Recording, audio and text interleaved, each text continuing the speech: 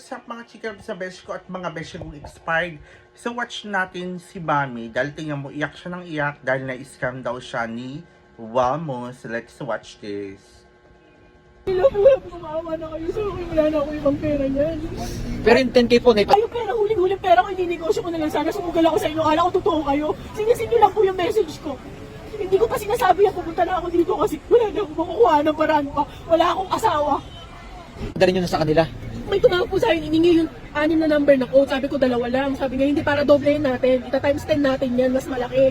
Sabi niya, ganun, pinapunta niya pa nga ako dun sa, sa Gcash na. Ano yung pangalan na pinadala mo sa Gcash? Edeline Labrador po. Ay, Hindi yung sa akin po yung gamit ko. Oh, hindi yung sinindan mo, ano pangalan? Isinendan ko. Hindi po, kasi may pangalan po yung yung Gcash. kinuha nila Code sa lang. akin. Code lang, Kasi ATP. mag-cash in ka. ATP lang. Mag-cash in ka. Una pa nga po 950. Tapos tumawag uli siya. Sabi niya, doblehin mo to. Ilahat mo na yung pera mo para mata-times 10. Inaantay ko po yun. Binigay ko yung 6 digit na ko. Sabi ko, ayoko, 2 digit lang. 6-3 lang binigay ko. Kasi may mga send po ako ng Gcash dito eh. Tapos sinend ko po yung screenshot sa kanya. Wala na po. Pagting sabi niya, wag mo i-off ha. I-open mo lang. Wag mo i-off. In-open ko lang po. Tapos nung chinag ko po yung Gcash ko, 0 balance 7 cents na lang po yung tira nung Gcash ko. So ngayon ate, panawagan mo kay Wamos ko sa Camellia. Opo, sabi niya kasi nag-chat ako. Ang dami ko sila 5 years na ako sa'yo. Hindi pa kayo sikat ng kasama ko yung una ko papasawa yan. Followers mo na ako. Nagsisend ako sa'yo, sabi ko pansinin mo ko, sinend ko yung screenshot. Nag-video pa ako sa'yo noong oras na yun. May date pa yung Gcash ko kung kailan nakuha yan. Parang awa mo naman, tulungan mo ko kasi boses na boses mo talaga. Meron ako record mo. Nandun sa cellphone ng anak ko kasi doon ko in-open yung Gcash ko. 2 anak ko na nagka-college, isang elementary, single mom lang ako.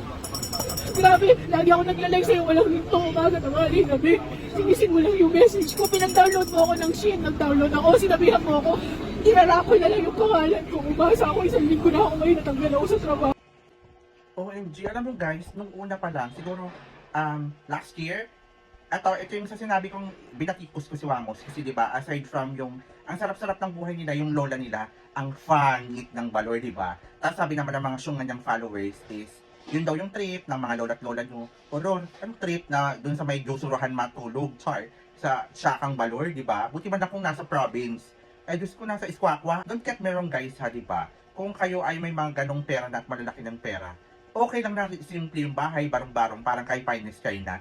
Pero, nasa Iskwakwa nakatara. Tapos, ang fun talaga ng Balor, no? Hindi ako sa namimintas po, no? Bigyan mo naman ng magandang pamumuhay yung mga lolo't lolo mo. Ito, going back naman dito sa issue naman ng ito, di ba? Ako pa yung sinasabi na, bakit yung mga vlogger na nagpo-promote po ng mga ganyang klaseng sugal, hanggang ngayon po talaga pinapatronize, no, di ba? O, nakakawa ka, mamshi, o, di ba? Para naman kasi kayong mga syunga-syunga, di ba? Alam nyo, ang sugal po, either mananalo ka or matatalo ka.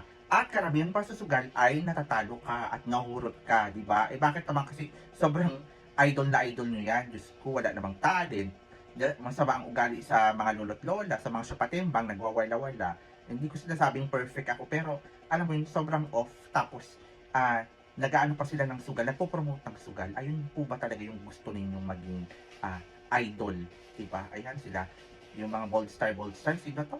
Si Tony Poller, Toning, ayan, di ba? Hanggang ngayon, ang lakas niyan sa, ewan ko ba kung kung anong masamang espiritu ang meron niyang mga ito, at ang lalakas talaga nila sa social media, no?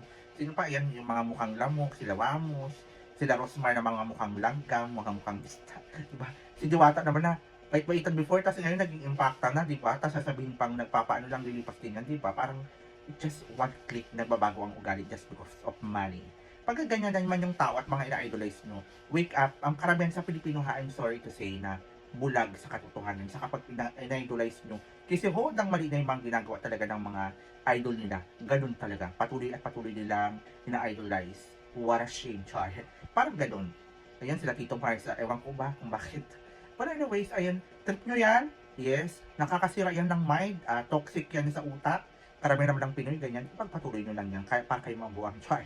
Well, anyways, ayun, kanya-kanyang trip. Trip nyo yan, wala akong magagawa. Gusto nyo katoksikan. So, lahat ng katoksikan na kagustuhan nyo, yan, papasok yan, yung mga bad energy at bad vibes sa buhay nyo kasi gusto nyo yan. O, di ba? O, pak, sino ka dyan? Wamos pa mo, mukhang lamok, char.